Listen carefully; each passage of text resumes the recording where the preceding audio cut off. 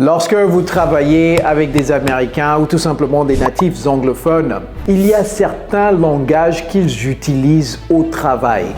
Et si vous ne comprenez pas exactement ces expressions, vous serez complètement confus ou pire, hors sujet, vous allez faire quelque chose d'autre. Ça peut même vous coûter votre travail ou votre promotion. C'est pourquoi c'est très important de connaître ces expressions qu'on utilise tout le temps au bureau et c'est ce qu'on va voir aujourd'hui. Alors, à vos carnets de notes, ready, let's go.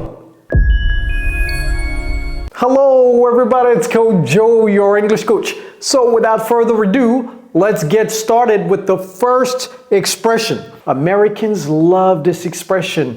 Les Américains adorent juste cette expression. Prochainement, prêtez attention à ceci. Vous allez certainement entendre votre boss, votre manager ou quelqu'un au travail dire cela. Let's circle back on that.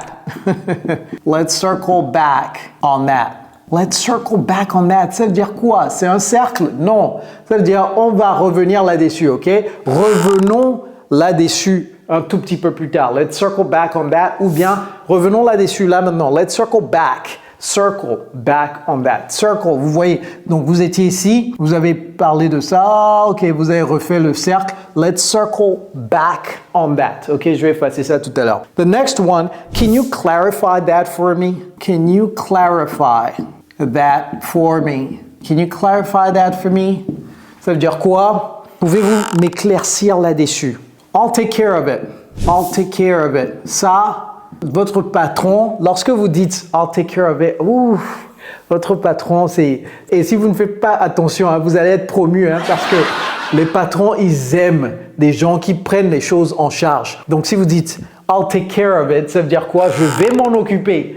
Je vais m'en occuper. Donc, pour votre patron, les patrons aiment entendre les gens qui disent « Je vais m'en occuper. Je vais m'en occuper. Don't worry about it. I'll take care of that. Okay?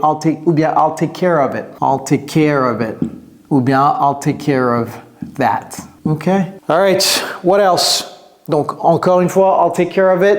Je m'en occupe. What's the timeline for this project? Lorsque votre boss vous donne un travail à faire, il ne faut pas juste dire « OK, I will do it ». Non, non, non. Pour prioriser les tâches, il faut savoir quand est-ce que vous devriez rendre ce projet. Vous comprenez? Parce qu'autrement, vous allez vous dépêcher de faire quelque chose, vous allez donner ça à votre boss et vous allez voir que c'est toujours sur sa table. Il n'a même pas encore ouvert le dossier. Vous comprenez? Donc, il faut toujours demander the timeline. Timeline, ça veut dire quoi? Le calendrier, ok? C'est-à-dire la date, l'échéance pour le projet. What's the timeline for this project? What's the timeline for this project? Demandez toujours, à moins que vous sachiez que, ok, c'est ça, il faut le rendre chaque vendredi, donc vous n'avez pas besoin de poser la question, ok? Ça, c'est une question. All right, what else? We need to touch base on this. Les Américains adorent dire we need to touch base on this.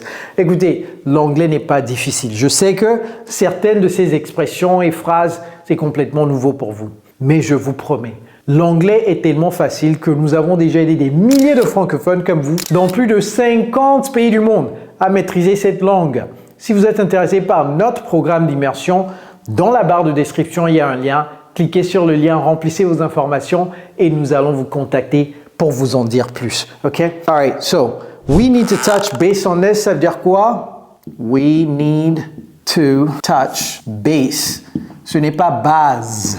Et le S n'est pas un Z. Base on this. We need to touch base on this. Ça veut dire, on doit faire le point là-dessus. OK? On doit faire le point là-dessus. Let's schedule a meeting. Let's schedule. Ouais, j'ai pas dit schedule. Schedule. Non. Let's schedule a meeting. J'ai pas dit meeting. J'ai dit meeting. Let's schedule a meeting. Programmons une réunion. Do you have any updates? Do you have any? Ça, c'est une question que vous pouvez poser à votre collègue ou bien votre boss peut vous poser cette question également ou votre collègue peut vous poser cette question. Do you have any updates? Ça veut dire quoi? Do you have any updates? Avez-vous ou bien as-tu des mises à jour ou bien une mise à jour? Do you have any update? Vous pouvez également mettre un S à la fin. Okay? Avez-vous des mises à jour sur le projet? Can you provide more details? Peux-tu fournir plus de détails ou bien pouvez-vous fournir plus de détails? Can you provide more details? Can you, et vous voyez le verbe utilisé ici, provide more details. Et vous pouvez toujours mettre please à la fin. Moi, je veux gagner de la place, c'est pourquoi je ne mets pas please, mais vous pouvez mettre please à la fin. Can you provide more update, please? How can I assist you? How can I assist you? C'est la même chose que how can I help you? Comment puis-je vous aider? That's a great idea. Quelqu'un vous dit quelque chose ou votre collègue dit quelque chose. Wow, that's a great idea. Vous voyez, si c'est une bonne idée, il faut lui dire que c'est une bonne idée. That's a great idea. All right? Les gens aiment entendre ça. Les gens aiment les compliments. Hein? Donc, vraiment, ne négligez pas de donner des compliments. That's a great idea. C'est comme ça qu'on se fait des amis également. Je ne dis pas de mentir aux gens. Hein? That's a great idea. Si vous voyez que vraiment c'est une très bonne idée, il faut lui dire that's a great idea. Okay? All right. C'est une idée excellente. So the next one, trouvons des solutions ensemble. Alors, donc ça veut dire que vous allez cogiter sur la chose jusqu'à ce que vous trouviez des solutions ensemble. So here, let's brainstorm some solutions. Let's brainstorm. Et ça c'est quoi? C'est le cerveau, brain, the brain. Let's brainstorm, ça veut dire utilisons notre cerveau pour pouvoir générer des solutions ensemble, ok? Sous-entendu, ensemble. All right, what else? Can we prioritize this task? Pouvons-nous prioriser cette tâche parce que nous avons une réunion avec le client la semaine prochaine et on est déjà mercredi. Can we prioritize this task? Okay. Can we prioritize this task? La tâche, c'est task. OK? Can we prioritize this task? All right. Je travaille là-dessus. Votre boss vous dit quelque chose, vous dites, yeah, je travaille là-dessus. Ça veut dire quoi? En anglais, I'm working on it. I'm working on it. Cependant, je vais vous dire une vérité. I'm working on it ne veut rien dire. Moi d'ailleurs, j'aime pas ça. Lorsque quelqu'un me dit I'm working on it, ça veut dire quoi? Est-ce que vous avez presque fini, c'est-à-dire vous êtes sur le projet à 90% ou vous venez à peine de commencer? Oui, donc lorsque vous dites I'm working on it, c'est pas suffisant. Il faut donner une échéance. I'm working on it, I'll get back to you by tomorrow morning. Vous voyez? Et là, ça met plus, c'est plus spécifique comme ça. Mais ne dites pas à votre boss I'm working on it, c'est pas suffisant. Mais au moins, vous connaissez cette expression maintenant. Prochainement, lorsque quelqu'un l'utilise, il faut lui demander When can I expect it? Ça, je vais l'effacer. Je viens juste d'y penser. When, je vais l'effacer tout de suite. When can I? Si vous êtes le manager, par exemple, vous demandez à votre collègue et votre collègue dit Oh, I'm working on it. When can I expect it? Ça, c'était pas prévu. Mais prenez note également. Vous pouvez utiliser ça. When can I expect it? Parce que c'est pas spécifique. C'est pas assez spécifique. Okay? All right. Next, what's the status of the deliverables? Quel est le statut des livrables? Okay? What's the status of the deliverables? What's the status? Vous voyez comment j'ai prononcé statut? What's the status? Combien même il y a? C'est U, c'est status of les livrables, the deliverables. What's the status of the deliverables? All right, let's keep the communication lines open. Wow. Si quelqu'un vous dit ça au bureau, vous êtes complètement confus. Gardons les lignes de communication ouvertes. Ça veut dire quoi? Ça veut dire continuons de nous parler. S'il y a quelque chose qui survient, il faut m'envoyer un email, etc. Let's keep the communication lines open. La première fois que j'ai entendu ça, c'était lorsque je travaillais en finance. Ça doit être dans les années 2005, 2006 comme ça. Let's keep the communication lines open. J'ai dit, wow, ça veut dire quoi ça? Mais lorsque vous voyez communication, ligne ouverte, donc vous dites, ok, c'est certainement que la personne veut dire, ok, continuons de cogiter là-dessus, continuons d'échanger là-dessus, ok? Let's keep the communication lines open. Alright, j'ai dit, je vais effacer ça. Vous avez pris note, n'est-ce pas? Ok. Et si j'ai oublié des expressions clés qui sont populaires, mettez ça en commentaire, hein? On participe ensemble. Mettez ça en commentaire. All right. I'll get back to you on that. OK, d'abord, je vais l'écrire.